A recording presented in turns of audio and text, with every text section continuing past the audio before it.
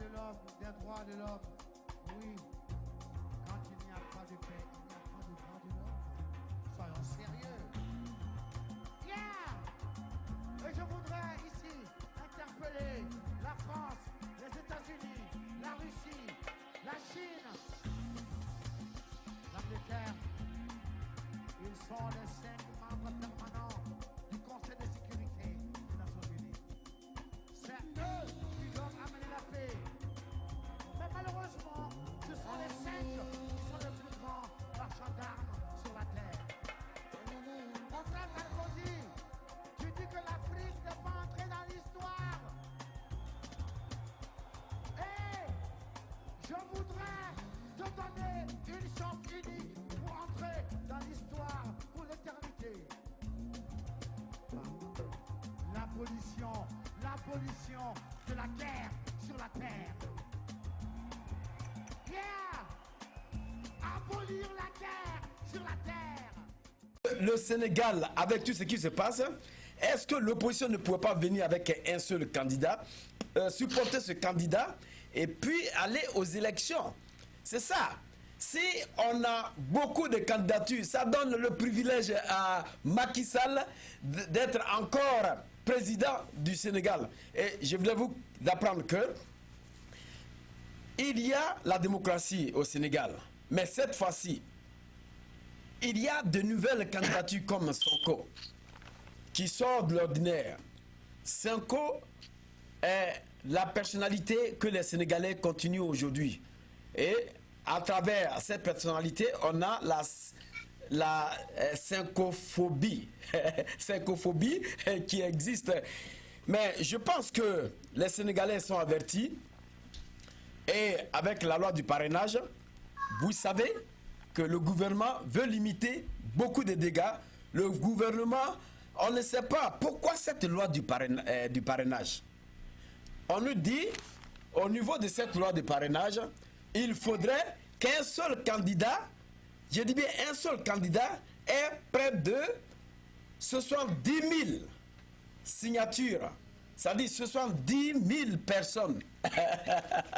70 000 personnes. Mais comment le président, sinon, comment la mouvance présidentielle pourra arriver à contrôler ces signatures? Comment ça va se passer?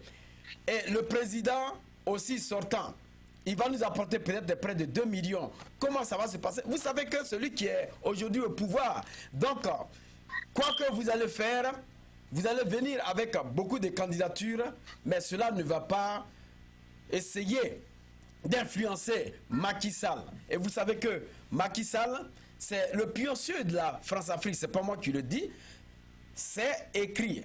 C'est écrit dans tout et vous le connaissez. Alors je voulais dire à l'opposition, c'est à eux de venir avec des candidats, un candidat potentiel qui peuvent supporter. S'ils veulent venir avec Idriss Seck, il n'y a pas de problème. S'ils veulent venir avec celui-même qui a la cote comme Sonko, ils peuvent venir. Parce que le PDS, de M. Abdoulaye Wade, vous savez aujourd'hui qu'on ne peut pas compter sur Karim Wade. Voilà, son éligibilité a été retoquée. Donc on ne sait pas ce qu'ils vont mettre en œuvre pour que Karim Wade soit aujourd'hui là. Alors, je crois que le technicien nous fait signe que nos panélistes sont désormais en ligne. Alors, monsieur le professeur, est-ce que vous êtes avec nous? Oui, je suis avec vous. Ouais. Monsieur le professeur, merci d'être avec nous dans ce studio via Skype. C'est un honneur de vous avoir aujourd'hui encore une fois de plus dans nos studios et aussi un honneur pour cette lutte que vous menez. On vous voit beaucoup, beaucoup. En tout cas, cela nous va droit au cœur. Alors, professeur, je vais quand même vous donner d'abord l'occasion, voilà, de vous présenter, monsieur le professeur. Ok, bon, non, donc je pense que la présentation est déjà faite. Comme on le dit, le moi est haïssable, donc je n'aime pas très souvent me présenter moi-même. Je suis en Caroline du Nord, aux États-Unis, où j'enseigne à l'Université de la Caroline du Nord. Je suis Togolais d'origine qui suis engagé, n'est-ce pas, dans la lutte pour libérer notre pays, puisque je crois au dicton selon lequel c'est seulement dans l'action qu'on peut s'affranchir de l'oppression. J'ai pitié de mon peuple qui croupit depuis 53 ans sous un régime dictatorial. Comme si cela ne suffisait pas, aujourd'hui, il y a des Togolais à Munich, en Allemagne. Il y a une mobilisation de près de 10 000 Togolais qui ont marché à Munich. Il y a tout à l'heure, une presse munichoise vient de publier, et à son titre, je suis obligé de vous dire ça en allemand, le titre de l'article dit « Wie der Vater, so der Sohn in Togo ». Tel père, tel fils au Togo. C'est-à-dire que même les Allemands, même la langue allemande, difficile a pu, n'est-ce pas, parler du comportement, du caractère héréditaire du pouvoir togolais. Donc je vais vous dire que désormais toutes les langues ont une formule pour qualifier ce régime dictatorial togolais. Ce régime qui se pérennise depuis 53 ans. Les Allemands ont dit « Wie der Vater, der Sohn in Togo ». Je pense que Ford aussi parle l'allemand, il va comprendre que ça chauffe déjà. Alors, c'est pour dire aux Togolais que nous sommes presque au bout du tunnel. Nous allons gagner cette bataille parce que nous l'avons portée très haut et très loin. Tout le monde désormais le sait. Un Allemand de 55 au Togo, c'est un régime de père en fils. C'est pourquoi il devient impérieux d'en finir avec ce régime une fois de bon. C'est le sens de notre engagement. Merci. D'accord, professeur, je crois que vous nous avez dévancé, mais on va commencer sur comment on appelle le plan que nous avons ici. On va commencer sur les élections au Sénégal. Mais dans un premier temps, je voulais donner la parole à notre ami Cassio Koutoglo. Mon cher Cassio, comment ça va depuis la Caroline du Nord? Oui, Serge, ça va très bien. On se porte comme un gros poisson dans l'eau et tout va bien. Et on voudrait dire bien de choses à toute l'Afrique qui écoute actuellement Tempo Afrique TV. On est tranquille, on est serein et on marche tout doucement vers la liberté de l'Afrique et du Togo. Merci, monsieur Cassio Koutoglo. On marche tout doucement vers la liberté du Togo. Cela y va de soi. Alors, mon cher Gabriel, depuis Lomé, notre envoyé spécial, est-ce que vous êtes avec nous, Gabriel? Oui, je suis avec vous, sincèrement Serge. Je suis là et je tiens à vous remercier tous les téléspectateurs qui sont battus pour nous. D'accord. Merci Gabriel. Je crois qu'on va commencer tout de suite sur le Sénégal 2019, c'est-à-dire les élections au Sénégal. Alors, monsieur le professeur, en 2019 prochain, en février, on aura les élections au Sénégal. Et jusqu'à preuve de contraire, il y a une loi qu'on appelle loi de parrainage qui a été mise en place par le gouvernement de Macky Sall pour limiter un peu les dépenses, pour aussi limiter les candidatures fantaisistes. C'est ce que nous avons appris. Alors, qu'est-ce que cette loi, monsieur le professeur, de parrainage cache jusqu'à l'horizon? Ben, c'est un secret de polichinelle. Moi, j'ai l'habitude de dire que Macky Sall a sali le Sénégal et c'est Ousmane Sonko qui viendra nettoyer le Sénégal. Ça, c'est clair. Alors, je dis Nangadef à tous mes amis sénégalais, nous sommes africains, nous sommes des nationalités africaines, donc nous avons le devoir de dire la vérité là où elle se trouve.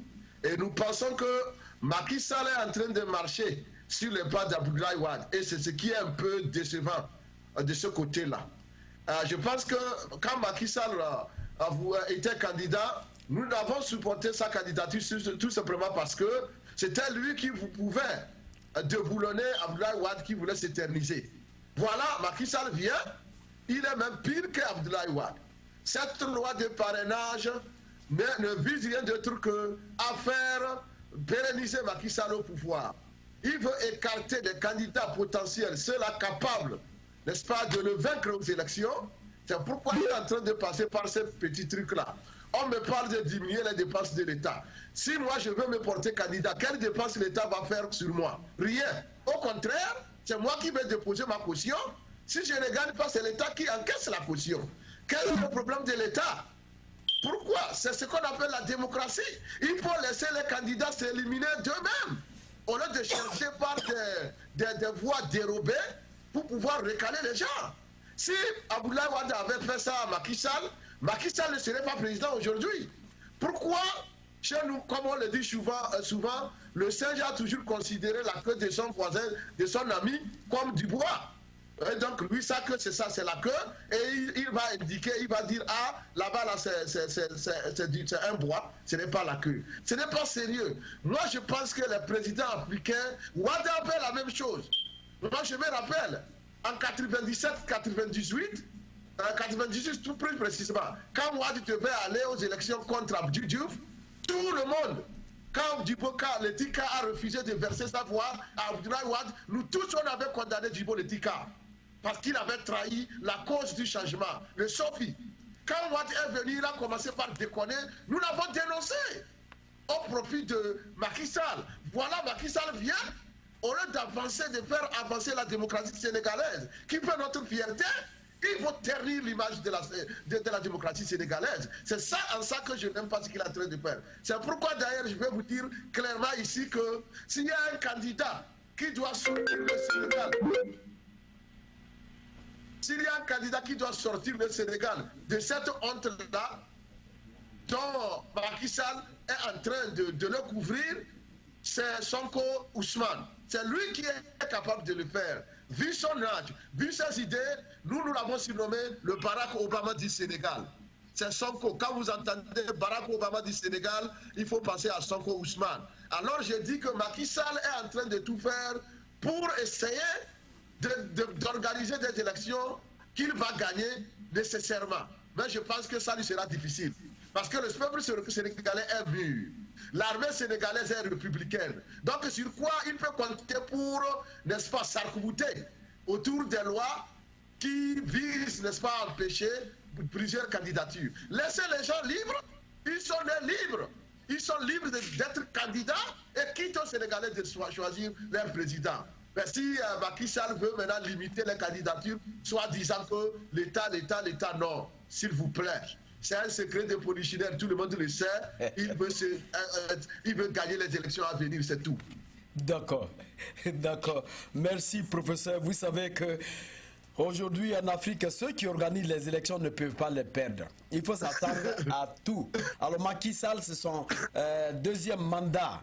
Et aujourd'hui, les Sénégalais doivent faire beaucoup attention parce que avec cette loi du parrainage, vous savez ce qui est derrière. Alors, monsieur Classio Kotoglo, alors, la loi du parrainage avec Macky Sall, est-ce que cette loi est bienvenue pour réellement, dit-on, annuler quelques dépenses, permettre au gouvernement d'essouffler un peu et puis annuler quelques candidatures fantaisistes parce qu'on a plus de 80 candidatures. Et avant, on nous parle de 300 candidats, mais aujourd'hui, de 80, on est revenu jusqu'à 40. Et présentement, on a 34 qui sont sur la liste. Est-ce que l'opposition ne pourrait pas venir avec un seul candidat pour aller contre Macky Sall avec cette loi de parrainage qui essaie un peu de bousculer parce qu'on ne sait pas ce qui est derrière. Alors, M. Classio, est-ce que vous avez quelque chose à dire?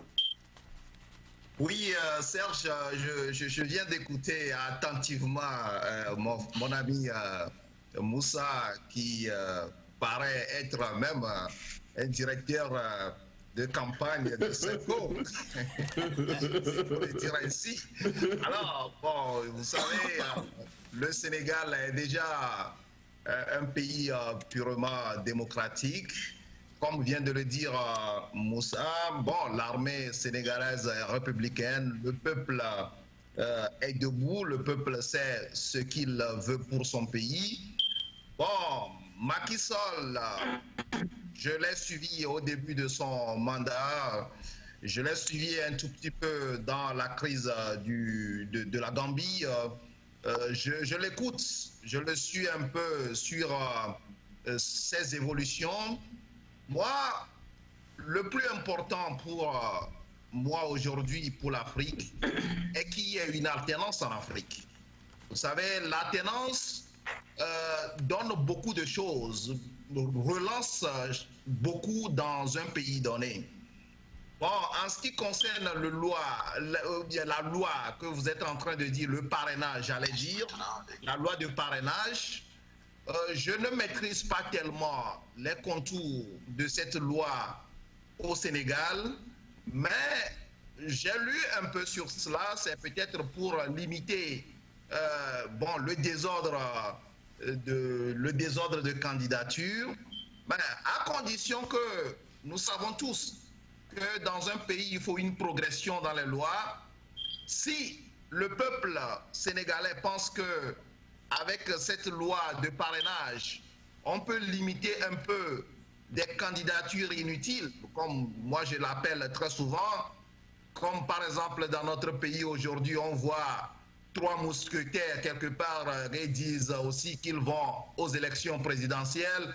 Au but, par exemple, avec 100 000 voix quelque part, veut aussi briguer la magistrature suprême. Et il y a un net là-bas qui rassemble des groupes folkloriques pour dire que j'ai une population derrière moi. Vous savez, l'Afrique a besoin aujourd'hui de certaines lois comme ce que nous appelons la loi de parrainage pour pouvoir limiter certaines ambitions. Bon, mais maintenant, comment cette loi sera appliquée? Vous savez que dans une élection présidentielle, on finance, l'État a aussi un devoir vis-à-vis des candidats. L'État a certaines obligations vis-à-vis des candidats. Bon, si l'État peut trouver une condition, je dis une condition démocratique pour pouvoir limiter un peu certaines choses, je pense que, personnellement, je pense que ce n'est pas encore une grave chose, mais si c'est dans le but de torturer certaines personnes, de les limiter, de retirer leurs droits citoyens, je pense bien que ce n'est pas normal. Mais s'il faut aujourd'hui une loi en Afrique, ou bien une loi dans certains pays, pour limiter, je les appelle les candidatures ordurières, bon, je pense bien que c'est une bonne chose. Pour moi, pour le moment, je m'arrête là-bas. D'accord. Je pense que nous savons aujourd'hui une loi qui est dite parrainage. Je pense que vous aussi, vous connaissez ce qui se passe. Parce que si le gouvernement vient avec une telle loi, c'est qu'il n'y a pas du feu sans, comment on appelle, du feu sans fumée. Ce qui se passe aujourd'hui au Sénégal, il faudrait qu'on reconnaisse que le Sénégal va vers une démocratie qui ne dit pas son nom. Alors, de l'autre côté, M. Gabriel, avec les élections au Sénégal, quelle serait votre appréciation?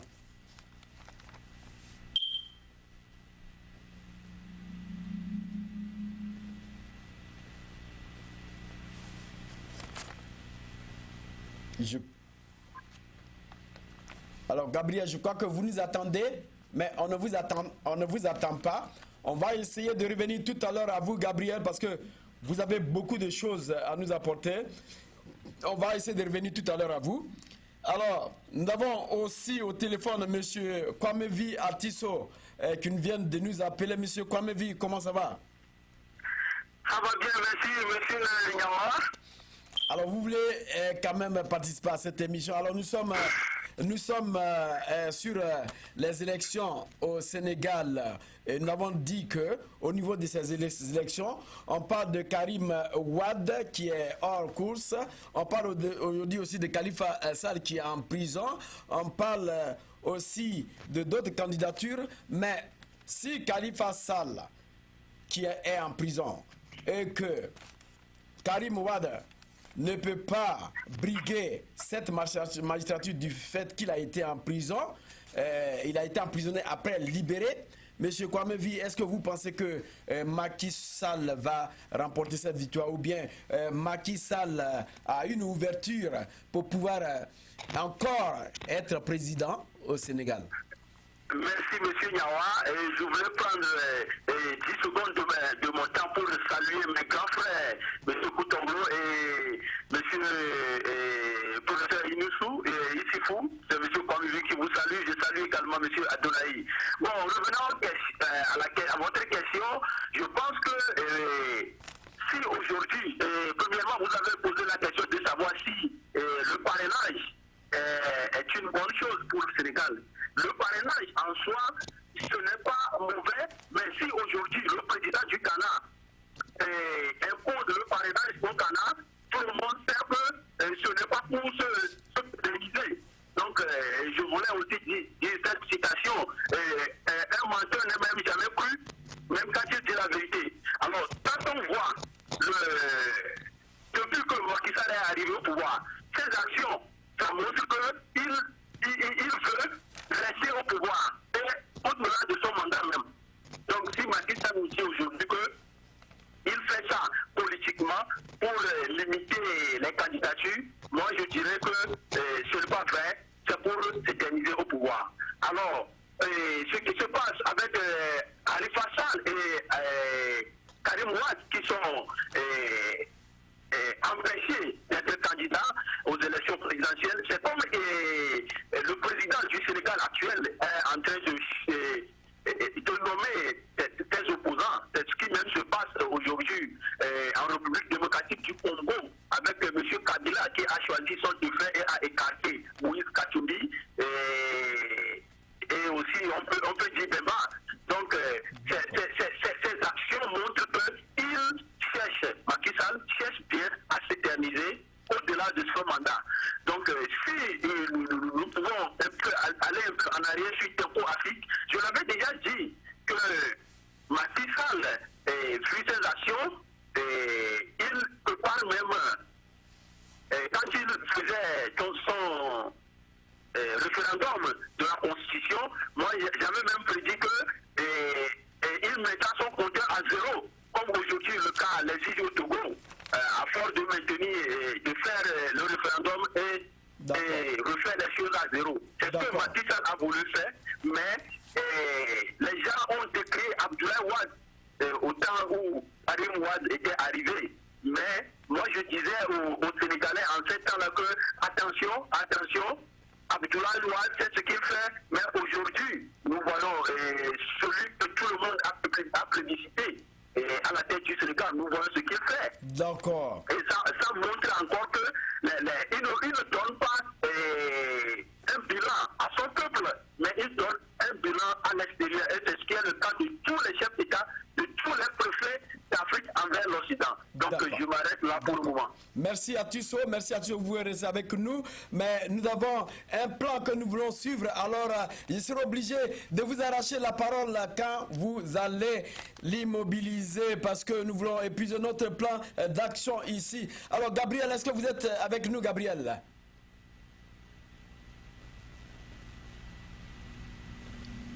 Je crois que on va toujours continuer d'avoir Gabriel. Alors, professeur, au niveau de Mali, nous savons qu'aujourd'hui, IBK a pris les rênes du pouvoir.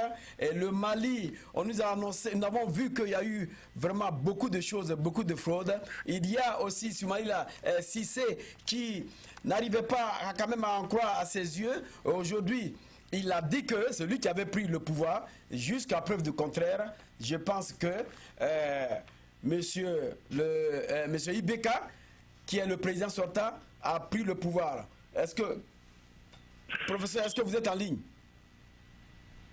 Professeur? D'accord. Professeur n'est pas en ligne. Je crois que Kwamevi.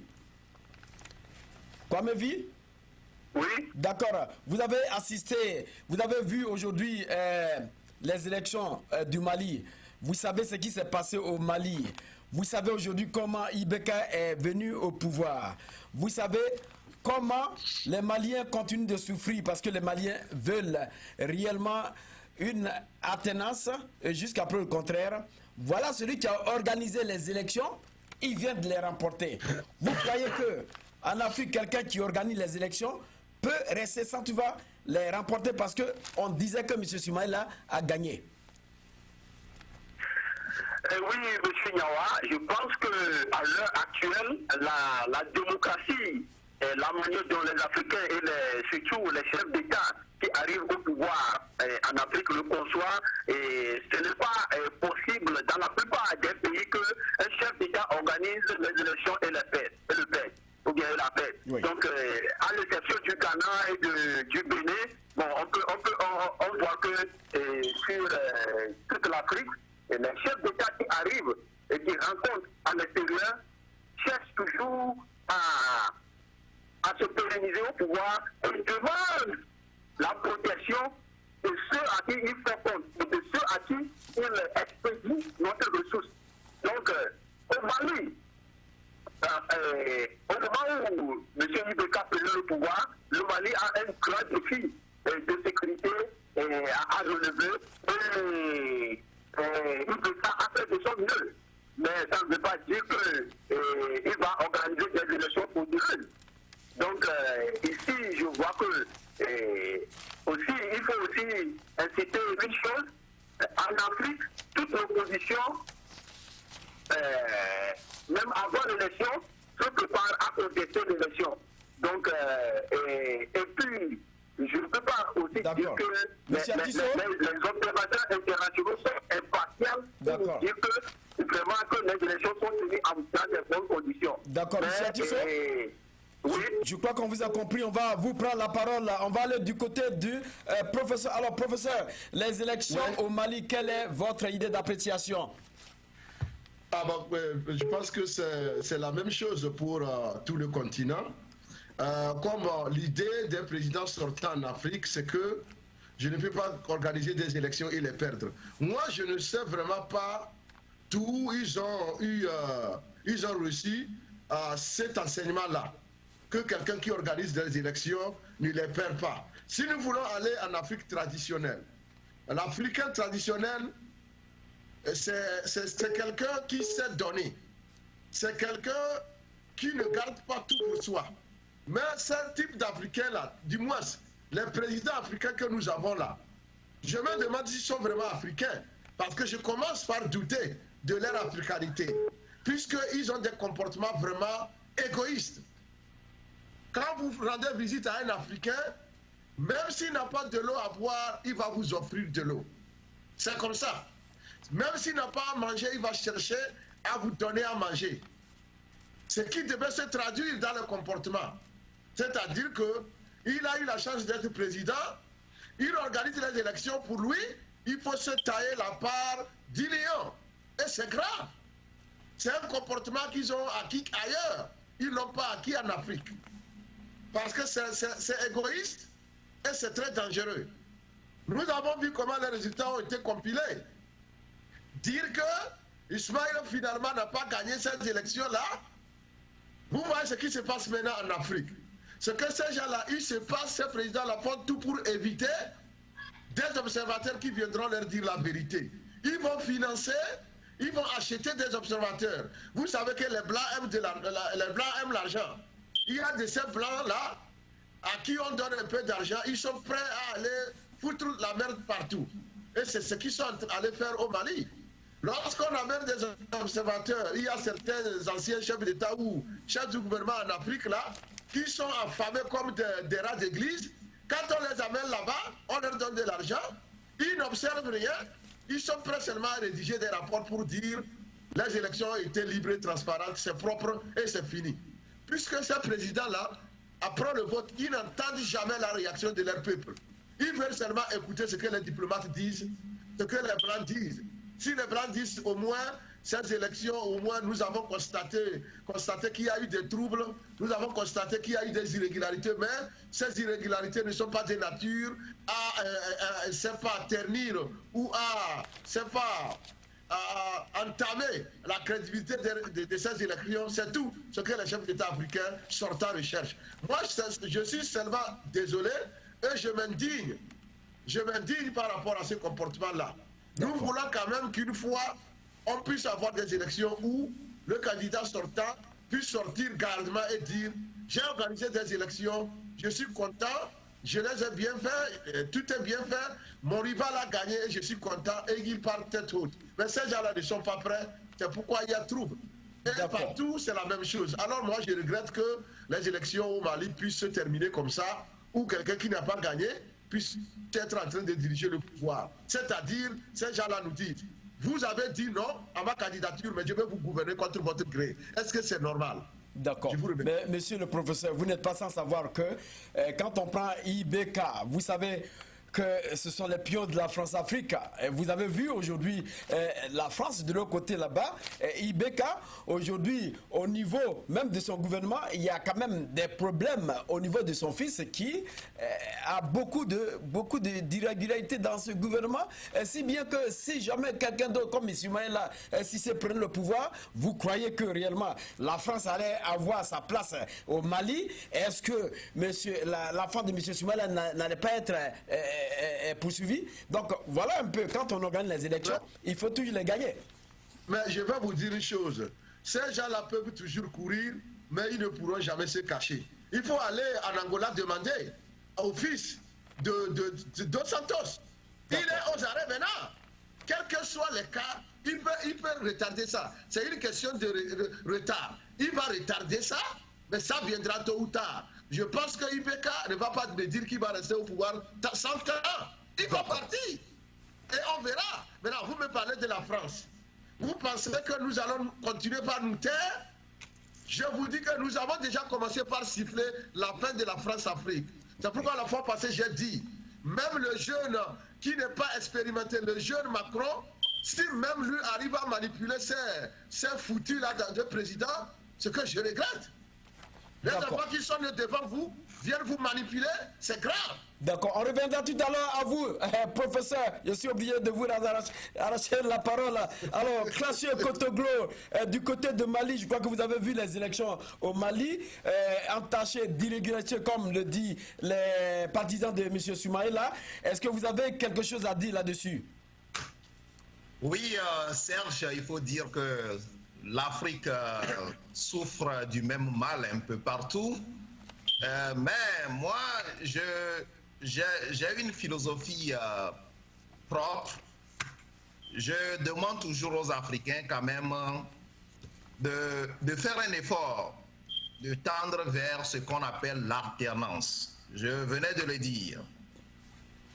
Aujourd'hui, il faut le dire, il faut reconnaître que l'Afrique est toujours dans un état colonial, dans une situation coloniale. La France ou bien les autres grands pays du monde continuent toujours par dicter des lois à l'Afrique. Bon, c'est cela que nous devons commencer par arrêter d'abord. Arrêter, ce n'est pas pour moi se mettre à chaque fois insulter la France, mais c'est essayer de mobiliser, de sensibiliser nos peuples dans nos pays pour qu'ils puissent comprendre le phénomène ou bien les conséquences, les impacts de cette situation coloniale sur nos pays, et puis ensuite permettre au peuple de choisir des présidents clairvoyants pour l'Afrique.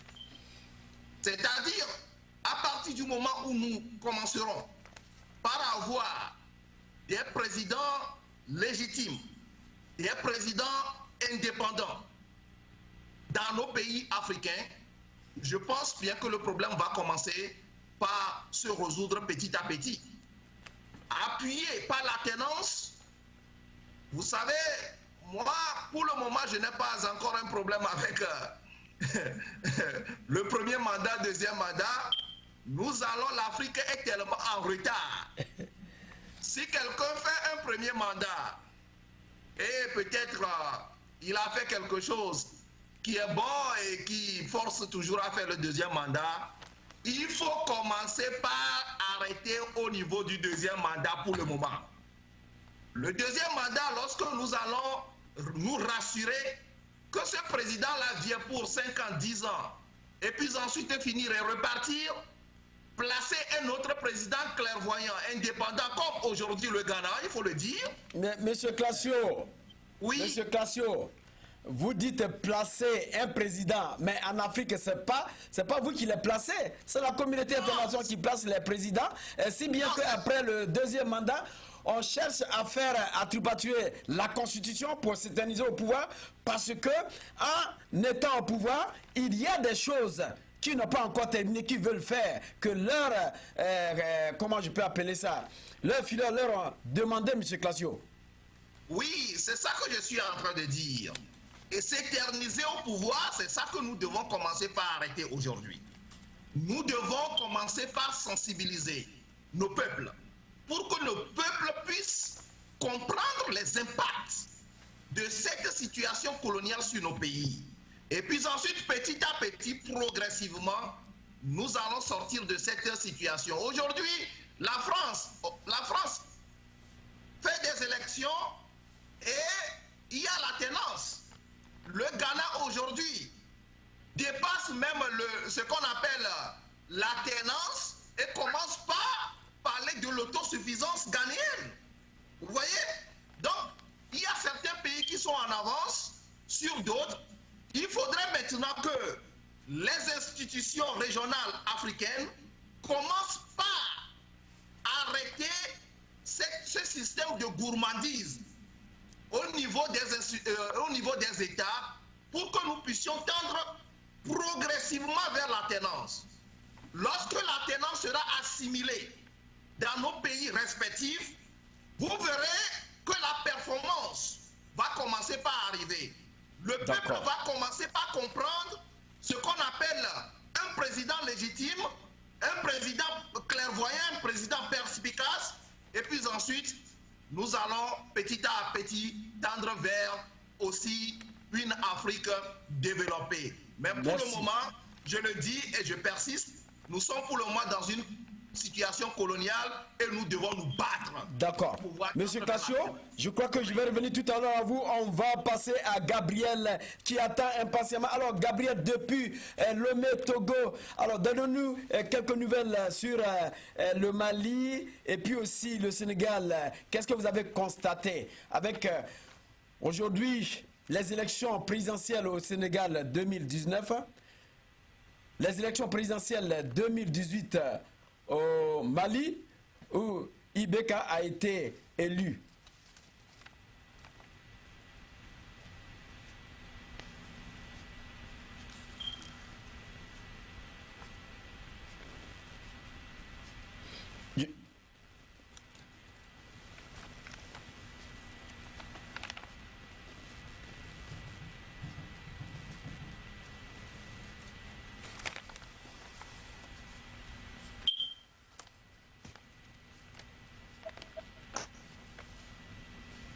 Je crois que, Gabriel, je pense qu'on ne vous attend pas, peut-être que vous nous attendez, mais on continue toujours de ne pas vous attendre, peut-être que, voilà, essayez d'enlever, comment on appelle, le micro, voilà, essayez d'enlever le micro, comme ça on peut vous attendre, peut-être que directement, on peut vous attendre, voilà. Ok, on va aller du côté du professeur en attendant que Gabriel soit un peu libre. Alors, professeur. Alors, Gabriel, est-ce que vous nous attendez?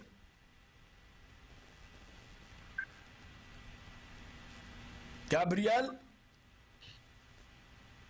Oui, alors, je vous reçois, mais vous ne me recevez pas. D'accord, allez-y, Gabriel, allez-y rapidement. Allez-y rapidement, Gabriel. Est-ce que vous avez attendu la question?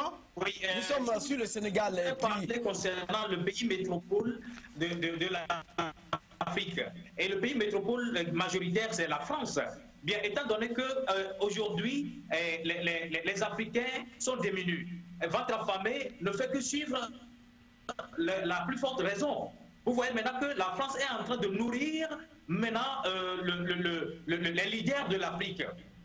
Et les leaders de l'Afrique sont beaucoup plus riches que la population d'ailleurs. Alors que c'est la population qui vote et les fait venir au sommet. Maintenant, quand on les fait venir au sommet, maintenant, vous allez constater tout simplement qu'ils sont devenus manipulables par la France alors.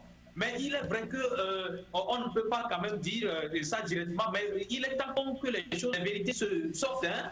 parce que la France demeure toujours le pays qui met quand même son photo au cours des présidents africains.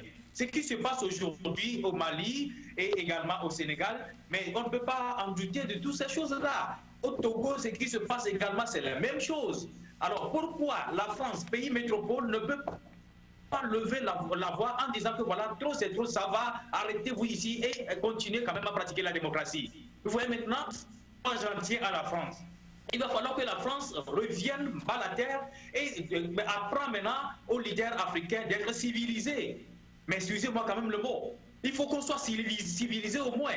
Mais eux-mêmes là-bas, en Europe, ils pratiquent la civilisation, ils pratiquent l'alternance, et puis ils sont libres là-bas. Maintenant, ils refusent aux leaders africains de ne pas pratiquer l'alternance et la démocratie. Tout simplement parce qu'ils essaient de piller un peu de ressources. Vous voyez, c'est un peu dommage. Donc moi, j'en tiens spécialement à la France parce que la France a beaucoup de pays africains ici et qui demeurent quand même patrons. Vous voyez? Donc, ce qui se passe au Mali, mais je ne m'étonne pas, ce qui se passe également au Sénégal, je ne m'étonne pas, et ici au Togo, pratiquement dans mon pays, je ne m'étonne pas du tout. Donc, essentiellement, il va falloir que la France soit quand même un leader, un responsable démocrate, avant qu'on accuse quand même nos leaders, avant qu'on accuse le peuple africain. Sinon, le peuple africain n'a rien quand même de tort. Vous voyez maintenant, comment est-ce qu'on peut pouvoir civiliser un peuple en le mettre à vente affamée? Mais c'est un peu dommage. Donc aujourd'hui, quand je vous mets ma vente affamée, maintenant je vous donne 200 francs, vous allez rapidement prendre ça et me suivre alors. Donc c'est ce qui se passe en Afrique. Monsieur Mais je Gabriel, m'excuse quand même, hein. je m'arrête là. D'accord, merci Gabriel. On va revenir tout à l'heure à vous. Mais il faudrait qu'on sache que M. Macron a dit que les Africains désormais doivent prendre leurs responsabilités. On ne peut pas continuer de suivre la France, de compter sur la France pour dire la France doit venir sauver l'Afrique. Il faudrait que nous-mêmes nous prenions nos responsabilités. Alors, professeur, on a eu les élections au Cameroun et la classe politique, je voulais parler de M. Maurice Kato, qui a revendiqué à Yaoundé la victoire face au président sortant Paul Biya, affirmant marquer le penalty. Alors, professeur, voilà ce qu'il a dit. J'ai reçu la mission de tirer le penalty. Je l'ai tiré et je l'ai marqué. Alors, il a dit aussi que j'ai reçu du peuple un mandat clair et j'attends défendre jusqu'au bout.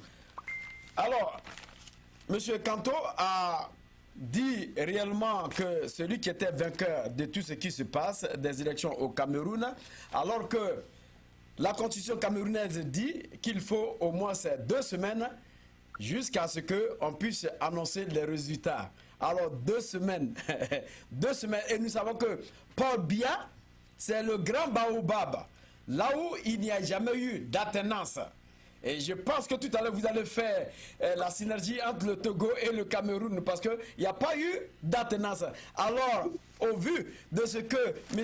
Maurice Kanto dit avoir gagné, est-ce que vous pensez réellement que ce qu'il a dit va être concret vis-à-vis de la Cour constitutionnelle qui a tous les dossiers qui est en train de réunir toutes les convocations pour maintenant nous dire leurs résultats?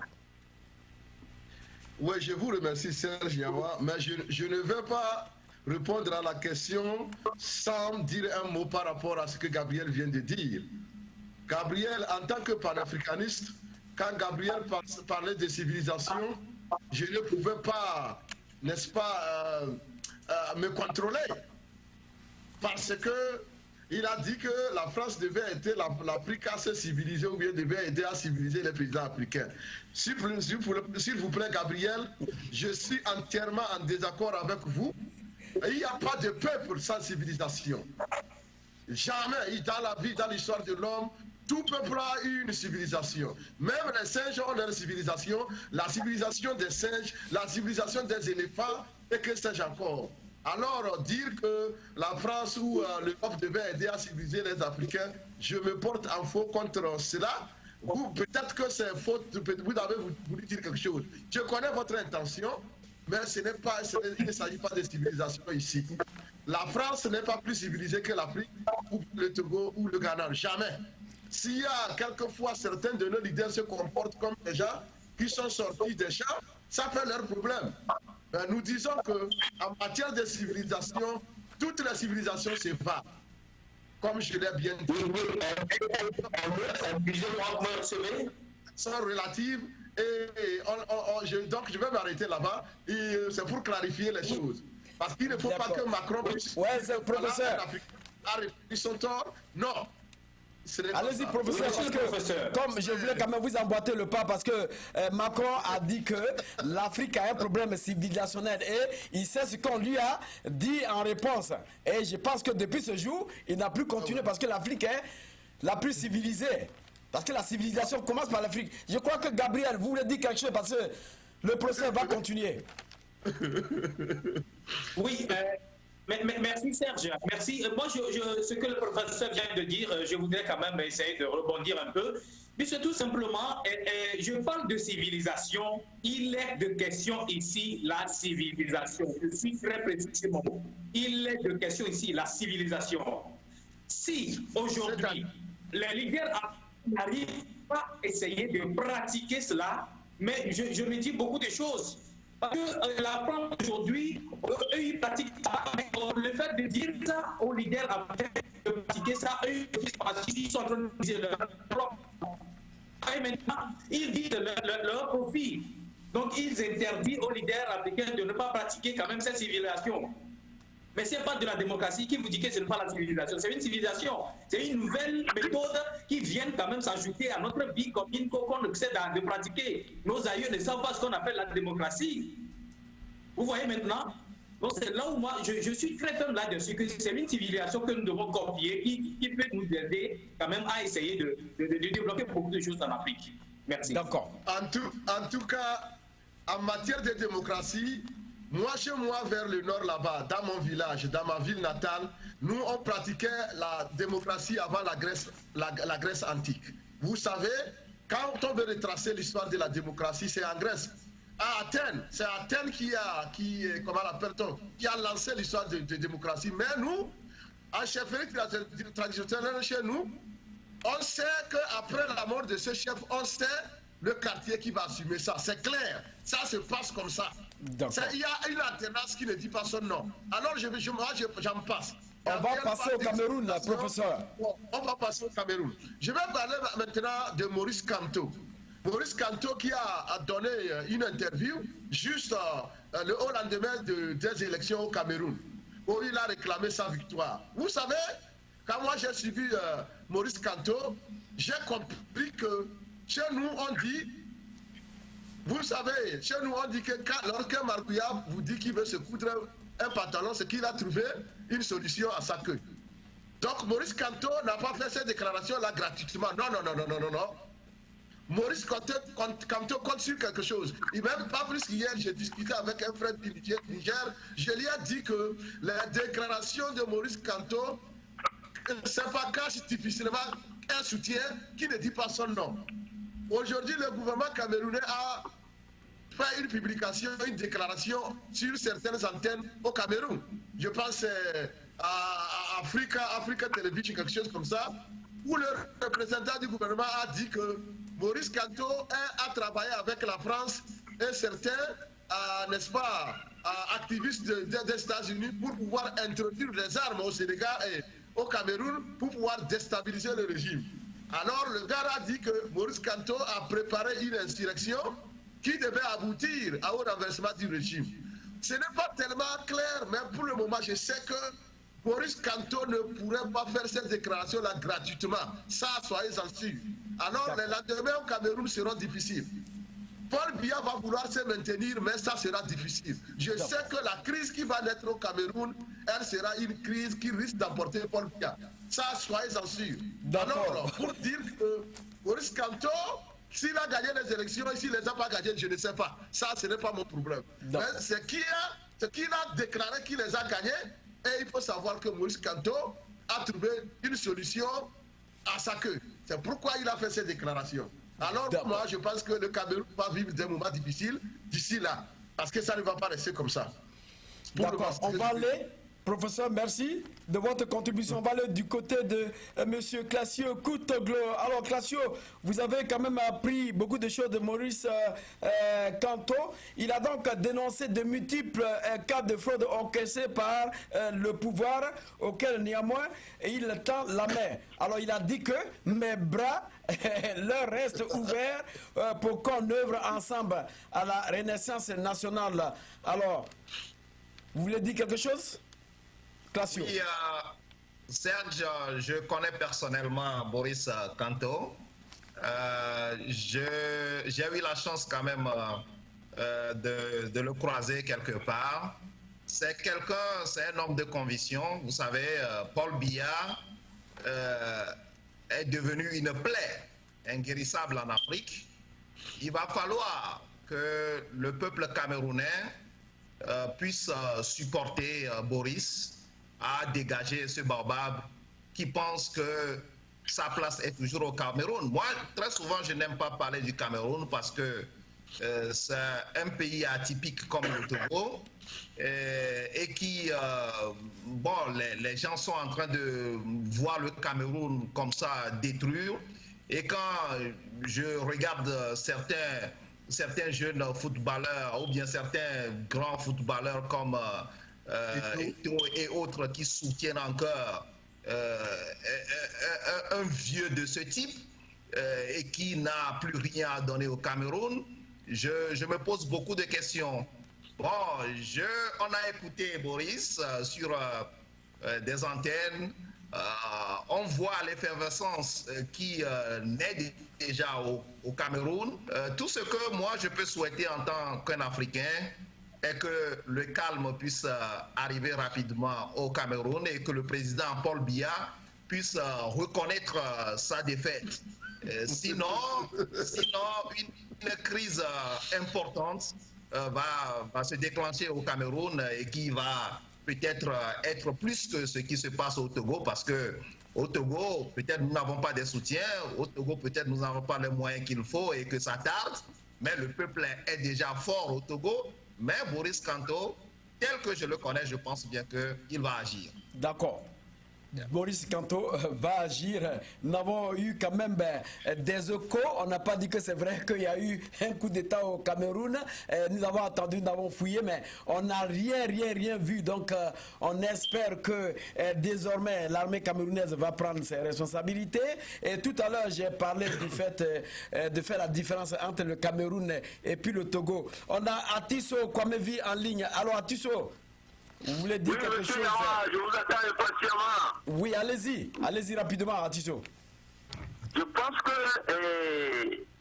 c'est ce que la France a incorporé au pays africain. Après les indépendances, la France nous a instauré des dictateurs à travers des coups d'État. Après les coups d'État, après la conférence nationale, il a instauré la tripartite de la Constitution. Après ça, il faut choisir ses opposants en emprisonnant les potentiels candidats à sa succession. Maintenant, l'opposition n'a rien appris de cela.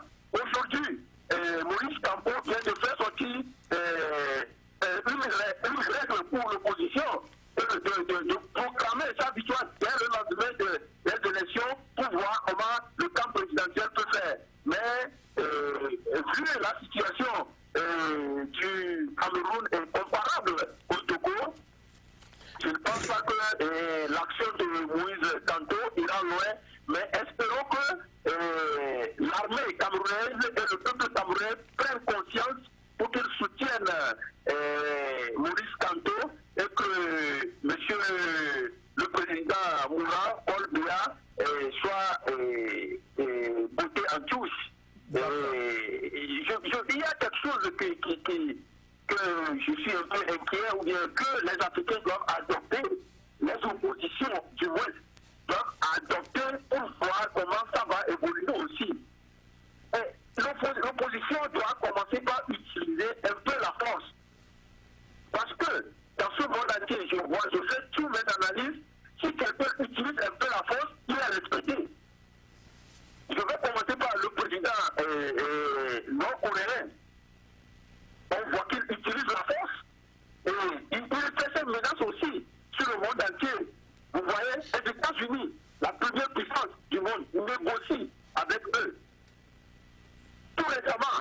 la francophonie avait nommé la Rwandaise comme le truc là, secrétaire général, parce que le président rwandais est en train d'exercer une pression sur la France. Et si tous les présidents pouvaient avoir cette caractéristique, les oppositions plutôt peuvent avoir cette force, même si nous rien, seulement dire que nous avons ceci, nous avons le faire, je pense que les autres penseront avant d'agir envers eux. Si le Canada peut retirer le soutien de son propre citoyen et remettre ce soutien à un étranger, ou à une étrangère, ça veut dire que la force de Kagame a quelque part joué. D'accord. Atiso, revenons un peu sur terre. Si Maurice, laissez-moi finir un peu, si Maurice tantôt peut s'appuyer sur quelques éléments et monter aussi un muscle de force, je pense que les négociations seront différentes de ce que ça va donner. D'accord, on va revenir tout à l'heure à vous, Atiso. Gardez l'écoute, on va aller du côté de Lomé, Togo avec Gabriel. Alors Gabriel, vous étiez au Cameroun, vous avez vu comment ça s'est passé. Essayez de nous apporter un éclaircissement avec la sortie de Kanto Maurice. Oui, merci Serge. Au Cameroun, 3 candidats principaux de l'opposition demandent déjà l'annulation du scrutin, tandis que Maurice Kamto s'autoproclame président de la République camerounaise et exhorte le président sortant Paul Biya à organiser une transition pacifique. Il est à noter que les officiers supérieurs du pays déclarent avoir pris le sommet de l'État provisoirement compte tenu des mésententes qui règnent au sein des leaders politiques et lancent un couvre-feu. Voilà, un couvre-feu déjà qui démarre de 19h à 5h du matin. Tel est un jour qui nous est parvenu du Cameroun. Voilà, mesdames et messieurs, c'est ça un peu le résumé de l'information, la situation un peu du scrutin qui est passé ce dimanche au Cameroun. D'accord. Merci, merci, mon cher Gabriel. Rapidement, nous allons aller maintenant au Togo, cette dernière phase de notre plan. Alors, le président Sékou Touré a dit, quand tu es félicité par le colon, c'est que tu es mauvais pour ton peuple. Quand ils disent que tu es mauvais, c'est que tu es bon pour ton peuple. Le jour où ils diront que je suis bon, c'est que je vous ai trahi. Alors, c'est venu de Sékou Touré. Alors, professeur, nous allons maintenant à Lomé, où aujourd'hui, il y a encore des problèmes.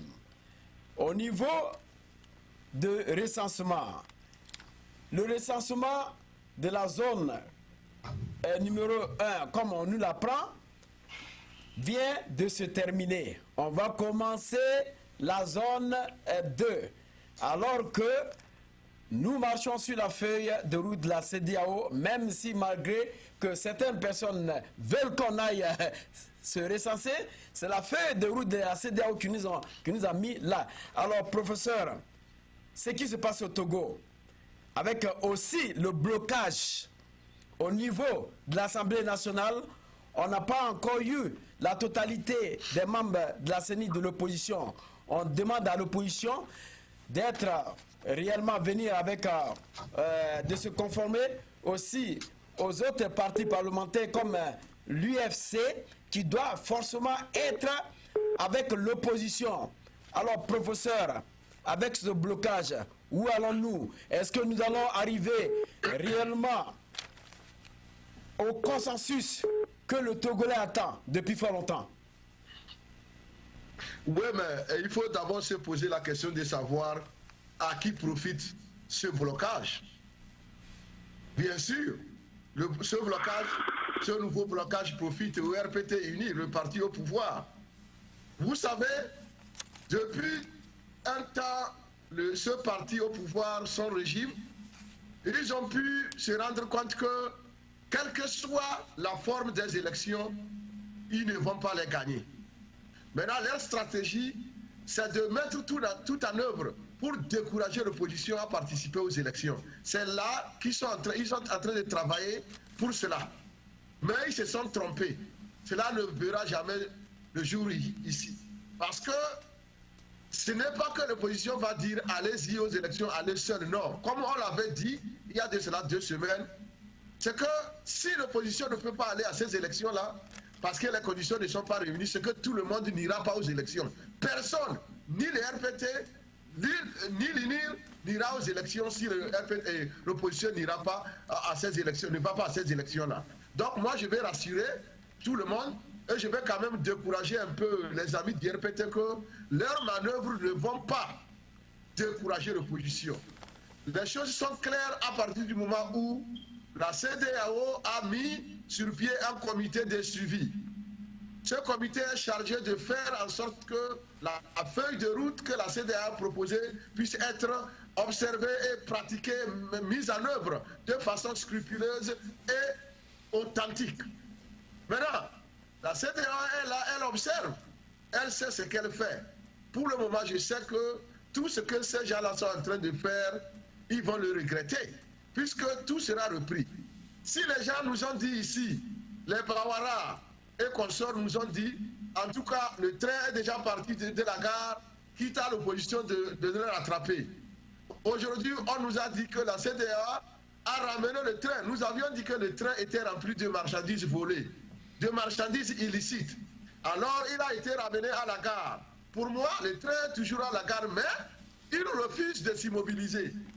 Parce qu'il a peur de décharger les marchandises volées. C'est pourquoi il est toujours en train de faire la ronde de la gare. Mais je sais que tôt ou tard, il aura une panne sèche et il va s'arrêter. Et là, nous verrons ce qui va se passer. Ils ont fait un recensement à Lomé. Vous avez vu ce qui s'est passé? Ils étaient obligés de transporter des gens de quartier en quartier pour multiplier les recensements. C'est-à-dire qu'un citoyen fait son recensement à Agoué, 10 minutes après, on le retrouve à Moutivé, 10 minutes après, on le retrouve à Bé, et quelquefois à Agoué, dans le crouton là-bas pour se recenser. Une seule personne, 3-4 cartes. Vous pensez que c'est un recensement, ça? Tout ça là est suivi par nos observateurs, les experts qui sont là. Donc, je ne sais vraiment pas où ces gens-là iront faire leur démonstration pour convaincre les gens que le recensement était bien fait. D'abord, le boycott a réussi à 100%. Parce que ces gens-là ont peiné. Ils ont utilisé tous les moyens, ça n'a pas marché. Tout ce qu'ils disent là, c'est un mensonge. Le recensement, le boycott a été clair et un succès. Et nous pensons que vers le nord là-bas, le succès sera plus retentissant.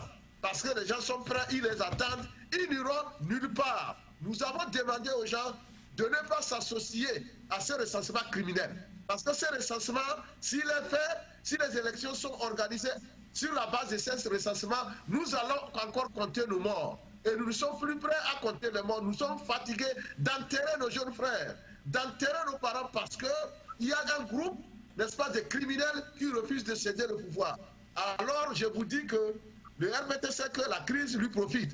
Parce que le RPT aime toujours pêcher dans nos troubles. C'est quand il y a des troubles comme ça que lui, il gagne. Et nous sommes sereins, nous allons continuer par observer, nous allons être disciplinés vis-à-vis de la CEDEAO.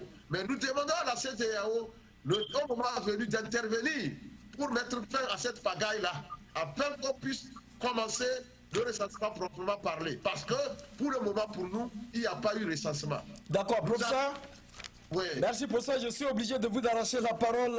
Je vais passer, avant de passer à Classio Koutoglo, je vais demander à notre envoyé spécial Gabriel depuis Lomé de nous faire rapidement le point. Après ça, je pense que professeur, vous allez, après Classio, vous allez encore intervenir. On a aussi Atisso en ligne. Alors, monsieur Classio, monsieur Adona, vous avez l'antenne depuis Togo.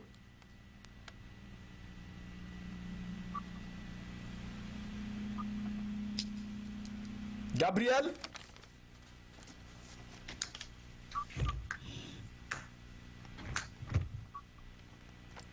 Je crois que, Atisso, avant qu'on ait Gabriel tout à l'heure, vous avez compris, nous sommes maintenant au Togo. Alors, aujourd'hui, jusqu'à ce que nous vivions, avec tout ce que nous vivons actuellement au Togo. Monsieur Atisso, si la CEDEAO ne reste pas ferme envers ce régime, elle met la sous-région en danger. Quelle est votre appréciation? Il faut le dire que si la CEDEAO ne met pas du pragmatisme dans sa médiation, ça risque de décrédibiliser la CEDEAO et de mettre la sous-région en danger, c'est vrai. Mais je voulais tout d'abord dire à l'opposition togolaise que je soutiens tant que la CEDEAO a une commission de suivi. Commission de suivi, je pense que tout le monde connaît la définition. C'est que vous devez faire quelque chose et la commission viendra suivre s'il y a des choses à améliorer, on va améliorer. Et s'il y a blocage, la commission viendra imposer ou bien voir les deux parties et imposer quelque chose aux deux parties. Donc, je pense que l'opposition togolaise doit avoir un laboratoire d'analyse. La C14 doit avoir des experts qui analysent les choses, qui se mettent dans la peau du parti au pouvoir. Du coup, si nous étions le parti au pouvoir, si tel cas se présente, c'est ce que nous devons faire. Et en ce moment-là, ils pourront aussi contrecarrer le parti au pouvoir par des moyens qui seront à développer à partir de ces experts. Donc, c'est très important que la C14 ait un laboratoire d'analyse politique. Bon, revenant à la CEDEAO, on sait que le pouvoir de Lomé, si elle ne sait pas tous les moyens à conserver le pouvoir. Donc, ils sont dans le jeu, ils sont en train de jouer sous la faiblesse ou, comment dirais-je, sous la faiblesse ou la non-imposition de la CEDEAO, la non-pragmatique de la CEDEAO pourrait retarder les choses et faire les choses à leur manière. Je pense que si la CEDEAO, qui est une institution que le Togo adhère, si les chefs d'État viennent avec un foi, avec un taux extra sur la table, que c'est ce que vous devez faire, c'est pas la paix de route, le pouvoir de réfléchir, le pouvoir de lever n'est pas aussi fort que le pouvoir de Djamé. On n'est pas aussi fort que Djamé, mais Djamé est parti. Donc, si la CEDEAO, sans complexe de la France, parce que, je dis ça parce que, au début, tout le monde voyait le président ghanéen comme le sauveur du Togo. Une fois que le petit Maton est passé par là, le feu qui est dans le Ghanéen s'est éteint. Aussi, au Nigeria, il a fait une semblant d'aller au Nigeria, quoi que ce soit, et puis la manière dont Buhari prenait le problème au Togo s'est éteint. Donc, pendant, on sait déjà que la France a encore une main sur le Togo. D'accord. Et un Togolais a déjà fait cette analyse. D'accord. En disant que l'Allemagne était divisée en deux, l'Allemagne de l'Est et l'Allemagne de l'Ouest. Au moment où les deux Allemagnes sont devenus un, ça fait le décollement de l'Europe. Je vous le dis, c'est un Togolais résident au Canada qui a dit ça, et je pense que c'est vrai. Le jour où le Togo britannique et le Togo français vont avoir un seul langage, vous allez voir que le monde de l'Afrique passera par là. D'accord. Donc, j'exhorte à tous les Africains à œuvrer pour sauver le Togo, pour faire partie le régime septentrional de Fort Yassingé. D'accord, monsieur Atisso. Voilà, monsieur Atisso, on va revenir tout à l'heure à vous. J'ai demandé à Classio Kutoglo d'attendre parce que je voulais que notre envoyé spécial nous amène des informations depuis Lomé. Alors, Gabriel, vous avez l'antenne rapidement, dans quelques minutes. Vous avez vécu tout ce qui se passe au Togo. Alors,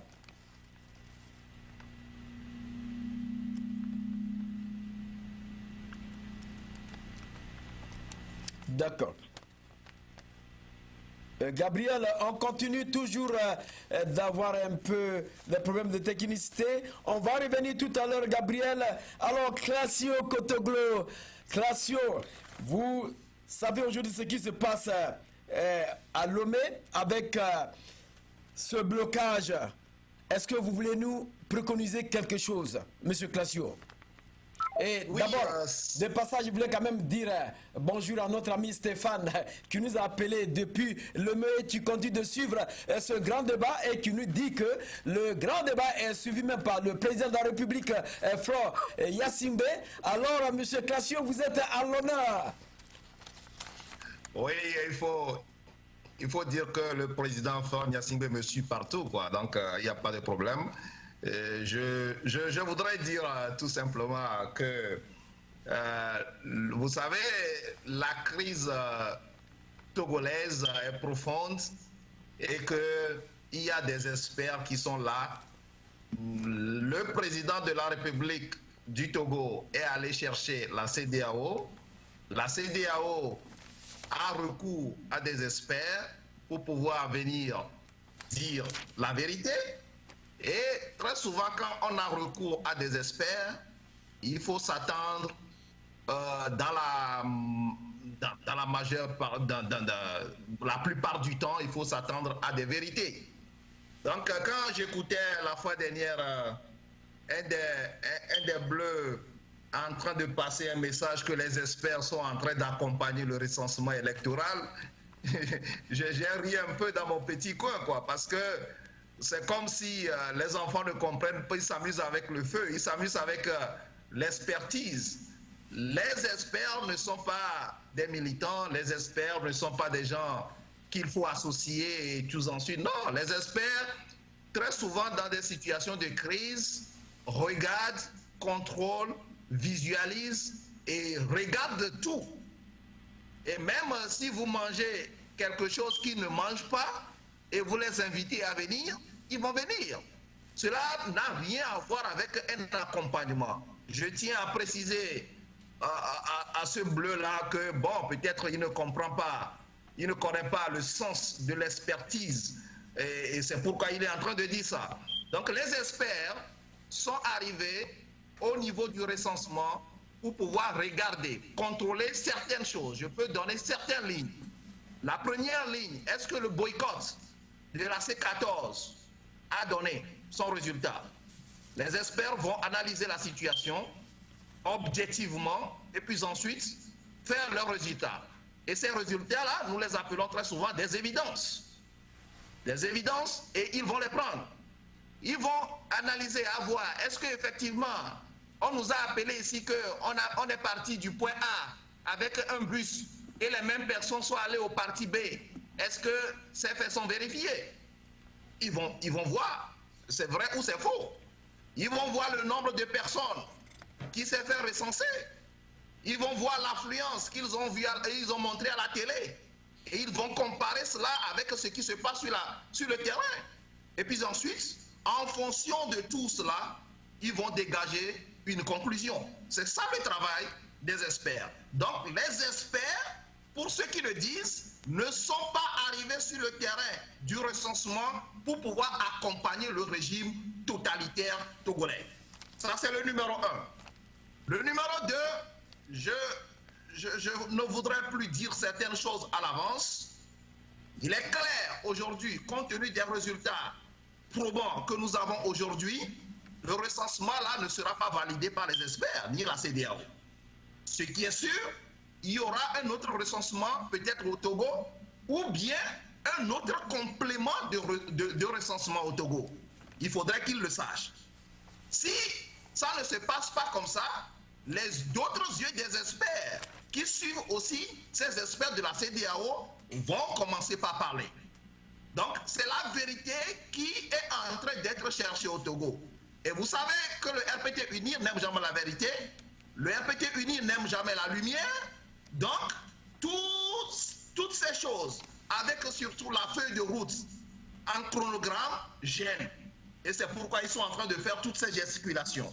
Donc, le recensement qui est fait la fois dernière, vous savez, nous disons très souvent en jargon, c'est un fait nul. Un fait nul et qu'on va compléter beaucoup plus tard. Maintenant, en ce qui concerne au blocage au niveau de l'Assemblée concernant les 5 membres de la CENI au niveau de l'opposition parlementaire, vous savez, tout cela est prévisible.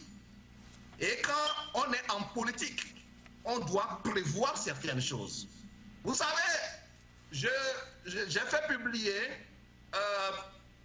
un message tout dernièrement sous forme de conseil, sous forme d'appel à J-Chris Olympio et sous forme d'appel à la C14 et surtout à Jean-Pierre Fabre, le chef de file de l'opposition. Oui, qu'est-ce que vous avez dit, Classio? Oui. Allez-y rapidement, qu'est-ce que vous avez dit? Vous dites quoi?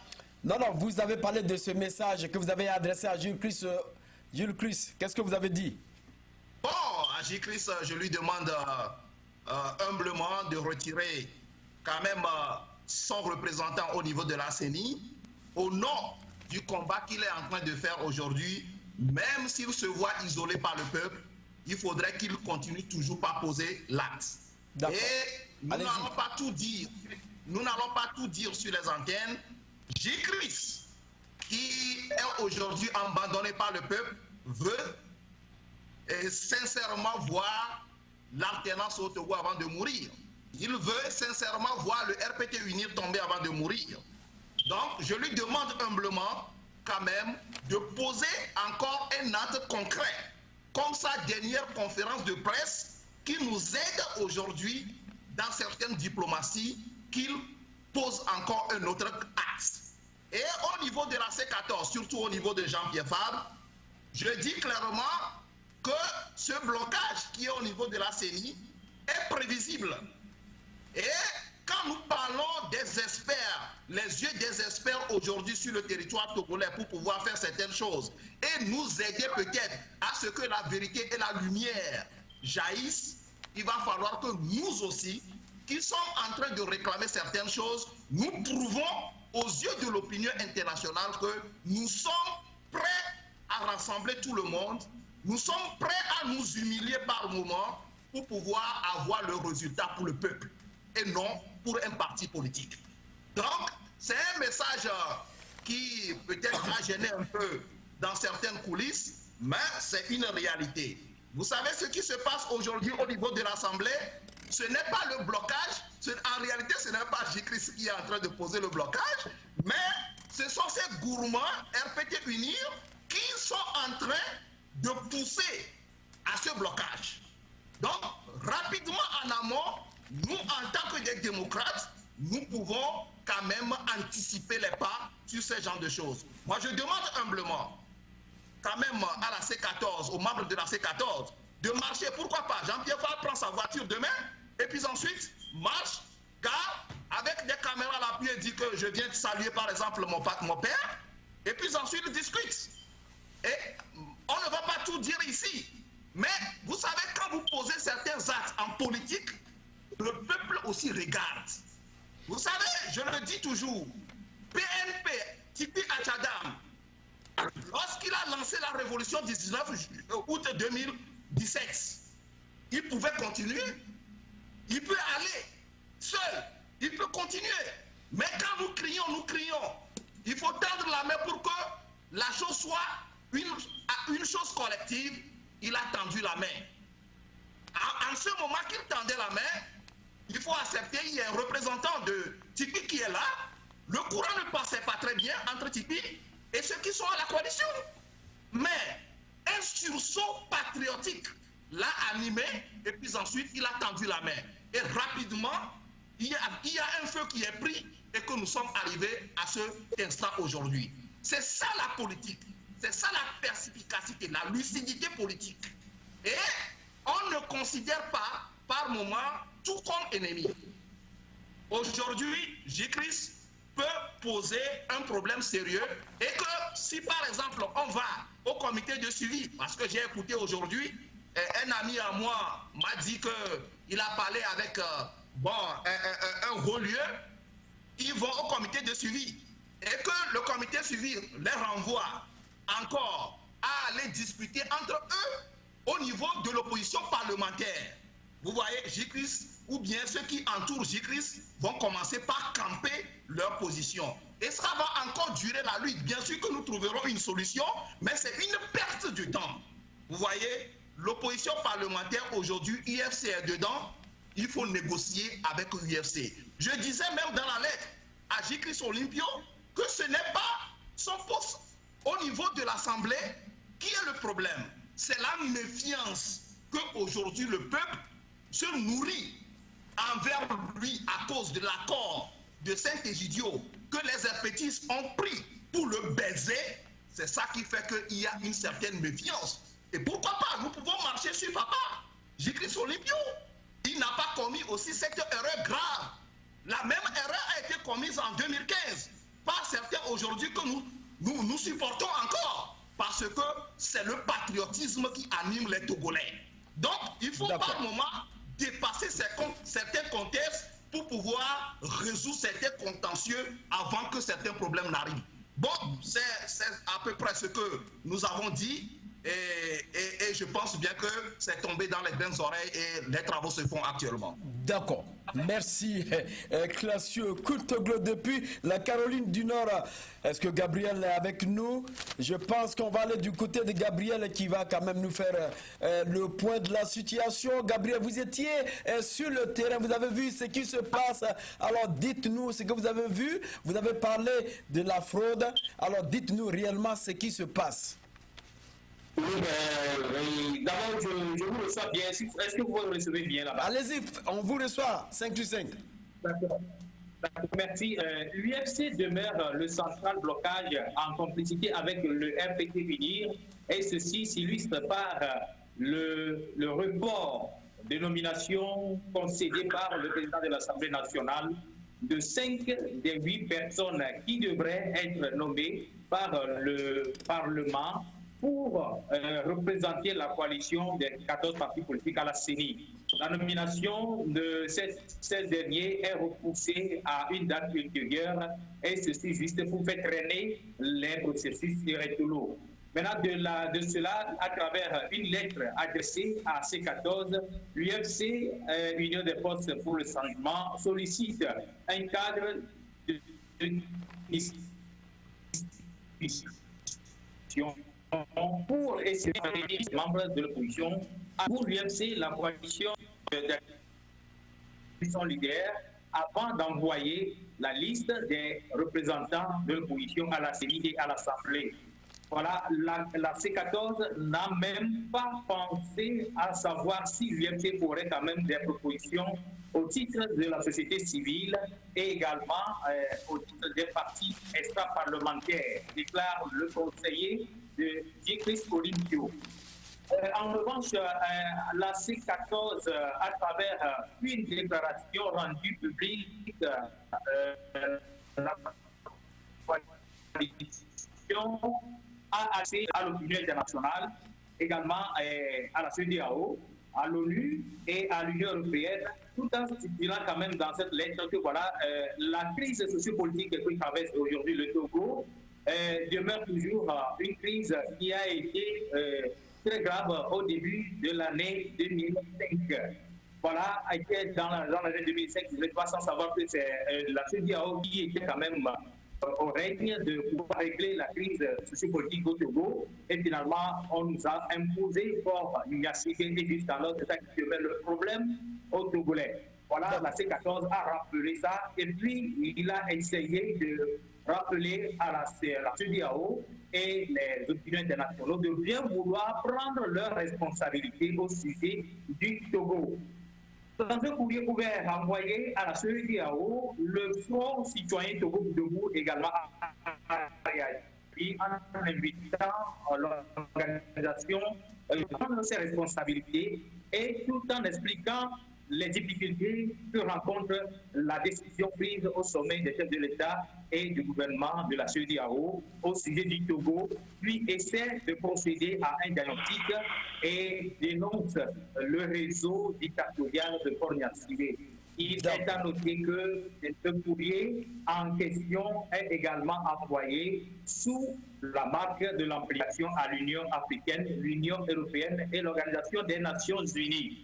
cette lettre dont nous détenons quand même une copie décrit la crise sociopolitique inouïe au Togo depuis 2005 sous la manchette de la CEDEAO. Quelles sont les infos qui sont avec moi ici à Lomé au Togo? Merci. Merci Gabriel Adona depuis Lomé. Alors, professeur, revenons un peu ici au Togo. Il y a, on a parlé de la continuité du recensement au Togo qui tend vers son apogée ou sa réussite, en violant même d'ailleurs la feuille de route de la CEDEAO. Alors, le président Boari qui a pris fonction, va-t-il sanctionner le RPT uni pour le non-respect de la feuille de route de la CEDEAO? Parce que vous n'êtes pas sans savoir que M. Florent Yassingbe, qui était président de la CEDEAO à son temps, a sanctionné la Guinée-Bissau pour ces mêmes problèmes. Alors, est-ce que M. Boari, parce que nous n'avons pas encore entendu, si nous ne trouvons pas réellement d'issue à cette crise, M. Boari qui est aujourd'hui le président de cette CEDEAO, est-ce que M. Boari va réellement agir? Parce que nous attendons beaucoup de lui. Ouais, mais selon les indiscrétions, c'est que cela ne va pas tarder si jamais le régime continuait, n'est-ce pas, par s'entêter. Bon, les journaux du Togo ont révélé récemment que Faure Gnassingbé avait été convoqué au Nigeria la semaine passée, où il était parti sur la pointe des pieds, et il est aussi revenu comme il était parti. Donc, pour s'en laisser des traces, nul ne sait vraiment ce qui a été l'objet des discussions. Mais a-t-il dit que des pressions très fortes et sûres sont en train d'être exercées sur Faure afin qu'il puisse lâcher du lest. Et ça, je pense que lorsqu'il ne va pas vouloir entendre raison, il va de soi que par logique, la CEDEAO, ce n'est pas Boari qui va imposer des sanctions sur le Togo. C'est la CEDEAO qui va prendre les décisions et Boari, en tant que président de la CEDEAO, va signer les décisions là et on va les envoyer à Faure comme on les avait envoyés au président guinéo-bissau et guinéen quand Faure les a signés. Alors moi je pense que c'est une question de temps, ce n'est plus une question de si, c'est une question de temps. Quand est-ce que cela va se faire? C'est là où nous sommes. Le Togo, ils savent ce qu'ils font, ils savent que ça ne va pas rester impuni. Parce qu'ils ne peuvent pas défier la CEDEAO à tout moment. Le Togo n'est pas le seul pays de l'espace CEDEAO. Et c'est le Togo seul qui continue par défier les décisions de la CEDEAO. Ce n'est pas sérieux. À un moment donné, il faut que la CEDEAO puisse quand même taper du poing sur la planche et puis essayer de prendre des sanctions pour pouvoir amener ces gens-là à entendre raison. Et je sais que cela ne va pas tarder. Le recensement dont ils parlent, et ils sont même en train de penser à un autre recensement dans la zone 2. Bon, c'est là où ça ne va pas. Donc je pense que les experts qui sont sur place ne vont même pas dormir et jusqu'à les laisser aller entamer une autre, un autre recensement dans le nord. Ils vont les arrêter, ils vont faire le point et ils vont leur dire la vérité. Et c'est là que les gens pourront savoir que tout ce qu'ils ont fait, c'est dans l'eau. Monsieur Katanga, légalement et légitimement, n'est plus président de la CENI, puisque la CENI a été recomposée. Donc si la CENI a été recomposée, comment se fait-il que c'est Katanga qui continue d'être président? Alors que c'est à la CENI de décider par rapport à cela. Donc moi je pense que ces gens-là, je vous l'ai dit déjà, leur plan c'est que l'opposition soit découragée et disent nous n'allons pas aux élections. Mais ils se sont trompés.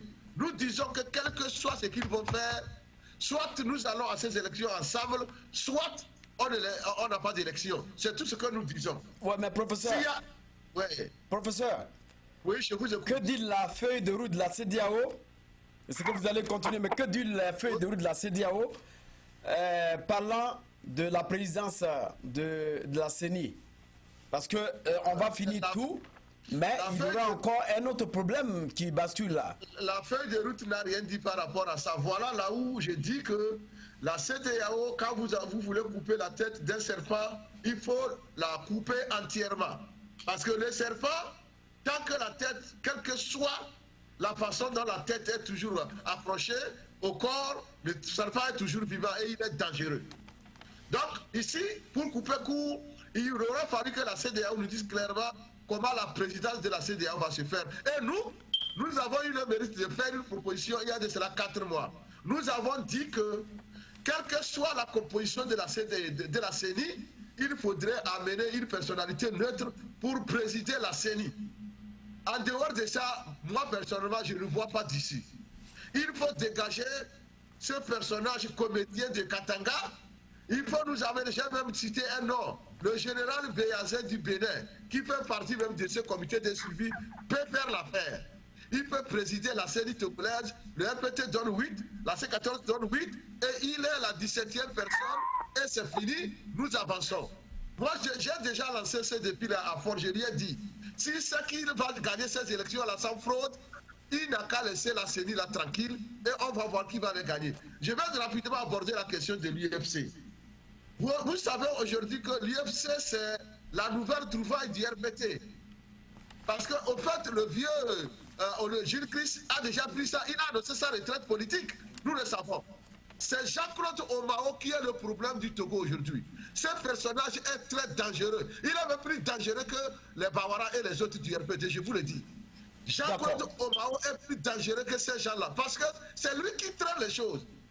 Le RPT a pu l'utiliser, il est en train de... Il blague avec toute la vie d'un peuple, avec tous les destins d'un peuple. Et c'est très dangereux, c'est que le jeu auquel ce personnage joue, c'est très dangereux. Je demande à Jean-Claude Omaro, s'il m'écoute, il n'a qu'à rapidement remettre le siège qu'il a confisqué et aller continuer, n'est-ce pas, sa coalition avec le RPT. C'est tout ce qu'on lui demande. On ne lui demande pas quoi que ce soit. Il n'a qu'à démissionner comme les autres. Monsieur Jerry Tama a fait démissionner son émissaire. Amdoï Mekodjo a fait démissionner son émissaire. Et les autres.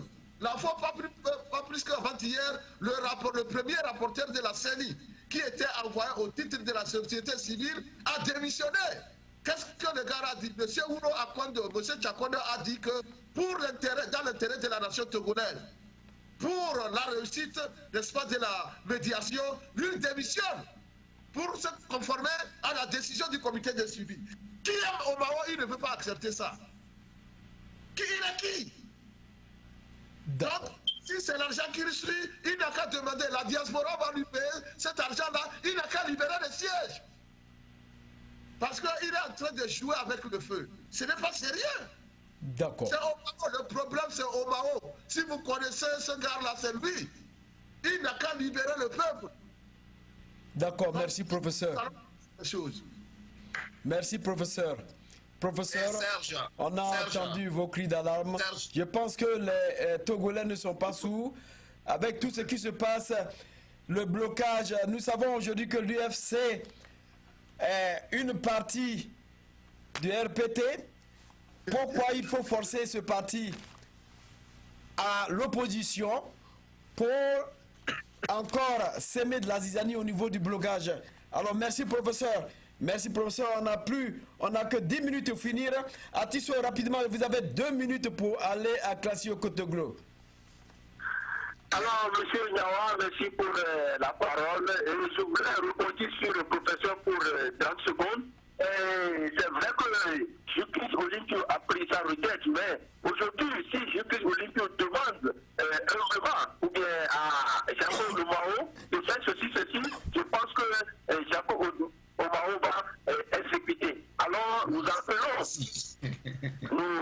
un appel à Justice Olympio que la lutte qu'il a commencé depuis avant de se rallier au parti au pouvoir, comme M. Koutogo l'a dit, n'a qu'à humblement donner conseil à Saint-Poulin pour que le blocage soit détecté à leur niveau. Alors, Monsieur Nyawa, d'accord. C'est ça pour ce qui concerne Justice Olympio. Mais si vous me le permettez, j'ai une question très importante. Vous avez une seule minute, Atisso. Allez-y, vous avez une seule minute. Oui, c'est pour demander, et ça paraîtra un peu ridicule aux panélistes, mais que pensez-vous que M. Faure Gnassingbé va... quelle activité pensez-vous que M. Faure Gnassingbé va commencer à partir de 2020, après son mandat? Si quelqu'un peut me donner son avis sur la question. D'accord. Monsieur Atisso, je crois que Faure Gnassingbé va trouver la solution à son problème. Alors, rapidement, monsieur, professeur, une seule minute, dites quelque chose pour qu'on passe à Classio. Vous voulez que je réponde à la question de... Oui, répondez à la question. Mais il va se marier. C'est tout. D'accord. Alors, Classio, vous avez la parole. Oui, Serge. Voilà, je voulais... Classio? Oui. Voilà, et c'est que vous allez continuer, mais aujourd'hui, avec tout ce que nous voyons, on est pressé pour aller directement aux législatives, alors que nous avons dit qu'il faut les réformes. On n'est pas pressé. Même la date qui a été donnée, c'est une date butoir. Alors que la constitution togolaise, elle est conforme. Si les députés qui sont aujourd'hui là, si leur mandat expire, ça veut dire qu'ils peuvent encore rester dans la course jusqu'à l'arrivée des nouveaux députés. Alors, où on va avec cette catastrophe? Allez-y vite, parce que le 20 décembre, il y a ce qu'on appelle les élections, il y a les législatives. Alors, Classio, voilà un peu l'inquiétude que pose un auditoire. Non, écoutez, c'est le lapin baharien qui est en train de poser tous ces problèmes. Vous savez, en réalité, quand il y a une crise dans un pays, on prend tout le temps pour pouvoir résoudre la crise. Surtout que nous avons notre constitution, qui est d'ailleurs en vigueur aujourd'hui, traduit clairement les faits dans les réalités en disant que les députés peuvent rester au poste au plus 2 ans jusqu'à ce que les autres arrivent. Donc, je ne vois pas là où va sincèrement mon ami Bahara, qui est dans une course de lapin. Bon, je ne sais pas ce qu'il veut dire par là, mais vous savez, le problème est simple.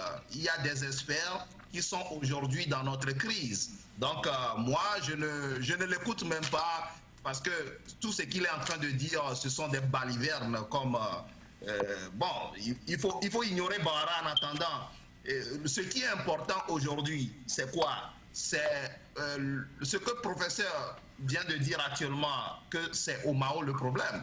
En réalité, il faut qu'on se dise la vérité. Je ne voudrais pas dire certaines choses ici, mais je voudrais dire aux opposants togolais à la C14 qu'il y a des facilitateurs qui consultent J-Chris Olympio. OK?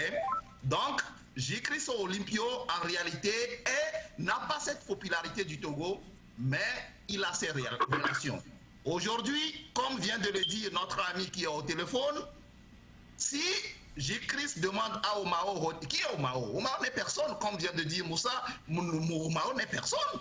Omao, il suffit seulement que J-Chris dise que, OK, vous savez, faisons ceci, il va le faire. Moi, ce que je demande au peuple togolais, je demande à la jeunesse togolaise et je demande aux leaders de la C14 et de la société civile est de faire tout pour que les experts et la CEDEAO puissent nous dire, puissent nous voir sur un terrain de ceux-là qui peuvent diriger le Togo demain. Vous savez, quand nous parlons, nous ne voulons pas tout dire. Oh, le RPT UNIR continue toujours par tirer les ficelles.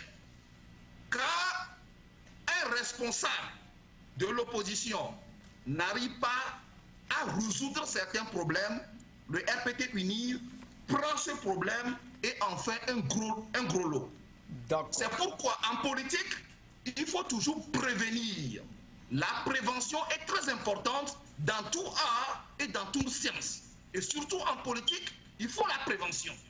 Donc, ce que nous demandons humblement, j'ai même interpellé, ou bien nous avons même interpellé Madame Adjamabo, qui joue jusque-là une mère de ne pas écouter certaines choses, de faire un rassemblement autour d'elle là-bas et de se lever, d'aller dire à Jésus-Christ, papa, nous avons consulté la LUS, nous avons fait ceci, maintenant nous savons que vous êtes un parti parlementaire. Vous savez, l'opposition est déclarative au Togo. C'est ça le problème.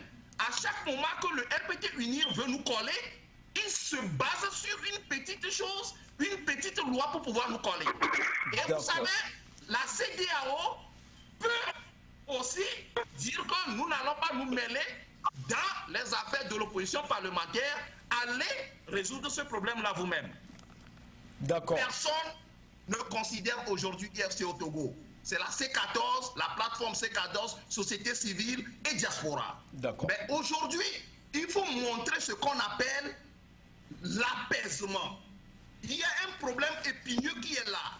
Il faut dénouer, il faut faire, même s'il faut faire semblant de dénouer, il faut faire semblant de dénouer pour que nous puissions avoir un petit rassemblement, une petite joie de vivre ensemble, pour que nous puissions rapidement pousser ce diable RPT Unir vers le fond de la mer. Merci donc Classio Kotoglo.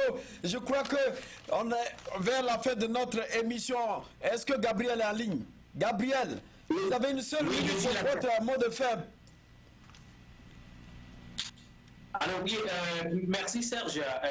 Pour ce qui concerne l'UFC, que vient de dire quand même mes prédécesseurs, moi je pense bien que le moment où la C14 était en train de battre les pavés, le moment où l'opposition togolaise est en train de crier, d'hurler sur les voies togolaises, mais l'UFC était en train de bouffer, de manger, de remplir ses poches au dos, ou soit à côté de RPT. Vous voyez, c'est ça qui rend un peu ridicule aujourd'hui si l'UFC demande à ce qu'on vienne le contacter. C'est un peu difficile à comprendre et c'est un peu difficile à faire. Il est vrai que M. Classio est en train de dire qu'il va falloir enclencher ce pas. C'est bien vrai. On ne refuse pas, mais c'est un pas patriotique qu'il a en train de dire. C'est bien vrai. Mais comment est-ce qu'on va faire? C'est ça le problème. Puisque les leaders de la C14 aujourd'hui ont la haine au sein d'eux que voilà, le moment où ils sont en train de battre le pavé, l'UFC, lui, elle est dans son climatiseur, en train de remplir ses poches avec le régime RPT. Je crois qu'on va continuer là-dessus, Gabriel, parce que ce que vous êtes en train de dire, c'est encore plus fort. Je crois que les Togolais ont vu. Alors, professeur, on n'a plus assez de temps. Vous n'avez qu'une seule minute, 10 secondes. Pour votre mot de fin. Bon, pour mon mot de fin, je vais lancer ce mot de fin là au peuple togolais pour lui dire clairement, surtout le peuple togolais de la zone numéro 2, où le RPT Unir veut lancer son recensement. Je demande à tout ce peuple-là, s'il aime son pays, s'il aime sa liberté, s'il veut s'affranchir de 53 ans d'une monarchie oligarchique, d'une seule famille, il n'a qu'à s'éloigner du recensement qu'ils vont lancer à partir du 17. Il ne faut même pas s'approcher de ce recensement-là. Il faut fuir ce recensement comme la peste. Comme on fuit la peste parce que c'est dangereux. Nos mamans de la partie-là, si vous savez l'avenir de vos enfants, si vous savez vous-même, il ne faut même pas sortir regarder ce qui se passe. Parce qu'ils sont déjà dans vos murs. Ils sont en train de vous tromper. Que si vous avez la carte d'électeur, on va vous prêter de l'argent. S'il vous plaît, n'acceptez plus les 30 000 de prêts là qu'on vous donne.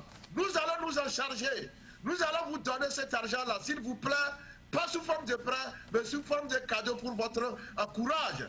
S'il vous plaît, le Togo que nous voulons n'aura pas à vous prêter 30 000 francs. S'il vous plaît, chère maman, éloignez-vous. Le recensement de Katanga, c'est un recensement criminel. Il tue. Merci. D'accord. Merci. Merci, professeur. Je crois que Atisso, merci vraiment de votre grande participation. Votre contribution a été vraiment idéale, Atisso. Atisso, d'accord, allez-y, vous avez 10 secondes, Atisso, vous avez 10 secondes. Allez-y rapidement. Monsieur Niawa, mon premier mot de fin va à l'armée togolaise pour leur dire que tout chemin mène à Rome. On est en train de faire la diplomatie, mais si l'armée veut prendre sa responsabilité, je le dis toujours, l'armée est toujours gouvernement. D'accord. S'ils veulent couper pour que le Togo arrive très vite en rond, ils peuvent prendre leur responsabilité et dans les fonds Yassibé. Dans le cas contraire, ils vont nous suivre et pour le civisme, nous allons leur délivrer encore. D'accord. Donc, je lance un appel aux militaires togolais en leur disant qu'il y a des mains avant de faire le coup d'État. Vous l'avez toujours dit, M. Atisso? Vous l'avez toujours... Oui, c'est ça. J'ai mis ça sur moi pour leur réveiller la conscience chaque fois. Donc, je vous dis, je lance un appel à M. Fognatic que tard vaut mieux que jamais. Il peut changer la route des choses en une seule seconde en disant que peuple togolais, voilà ce que vous voulez. D'accord. Je vous remercie. Merci. Merci, M. Atisso. Merci de votre contribution. Merci à Gabriel Dona. Et sans toutefois oublier Koutoglo-Classio, depuis la Caroline du Nord. Monsieur le professeur, merci aussi de cette belle contribution. Le débat a été houleux.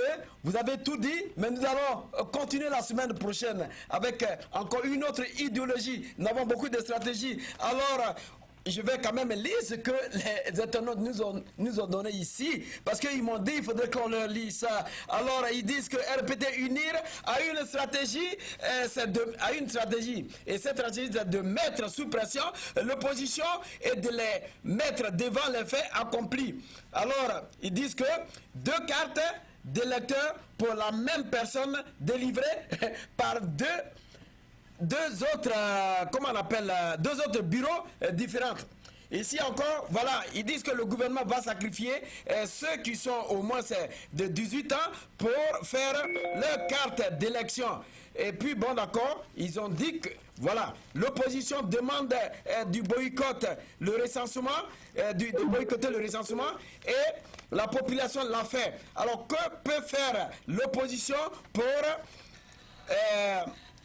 arrêter le recensement? Mais il faut dire que ce n'est pas l'opposition qui va faire, c'est la population togolaise, c'est toute la population, parce que ce n'est pas seulement l'opposition. L'opposition n'est que, comment on appelle, l'appui, mais c'est la population togolaise qui va réellement se mettre en route. Voilà encore ce que notre ami dit. Il dit que il y a des patrouilles par la police. Et puis, ils disent que ceux qui n'ont pas de carte d'électeur sont raflés par la police. Et ils disent que c'est l'approche comment on appelle, on demande quelle est l'approche de l'opposition. Parce qu'on vous rafle en même temps, on vous demande est-ce que vous êtes recensé. Et si vous n'êtes pas recensé, vous savez, en fait, on vous met en prison. Alors, c'est ce que notre ami a dit ici. Et il y a quelqu'un qui dit que Gilbert Baoura dit que les réformes doivent être faites avant les élections. Après, il se cache derrière la maison et il vient nous dire qu'il faut faire les élections. Alors, on demande, mais qu'est-ce que le peuple togolais doit faire pour arrêter le recensement? Car nous, ici, nous avons eu des moyens. Le peuple burkinabé a été libéré par le peuple, a été libéré par son peuple. Et qu'est-ce que l'opposition fait? Donc, comme on l'a dit, ce n'est pas l'opposition, mais c'est la société, c'est la population togolaise qui peut libérer réellement le Togo. Alors, mesdames et messieurs, tout simplement, je vous dis au revoir et à la semaine pour une autre édition de Grand Débat. Malik Sall, merci pour la réalisation et je vous retrouve la semaine prochaine. Au revoir. Nous voulons la paix. Voilà. On parle des droits de l'homme, des droits de l'homme. Oui. Quand il n'y a pas de paix, il n'y a pas de droits de l'homme. Soyons sérieux. Yeah! Et je voudrais ici interpeller la France, les États-Unis, la Russie, la Chine, l'Angleterre. Ils sont les 5 membres permanents du Conseil de sécurité des Nations Unies. C'est eux qui doivent amener la paix. Mais malheureusement, ce sont les 5 qui sont les plus grands marchands d'armes sur la terre. Mon frère Sarkozy, tu dis que l'Afrique n'est pas entrée dans l'histoire. Et je voudrais te donner une chance unique pour entrer dans l'histoire pour l'éternité. l'abolition de la guerre sur la terre. Yeah! Abolir la guerre sur la terre.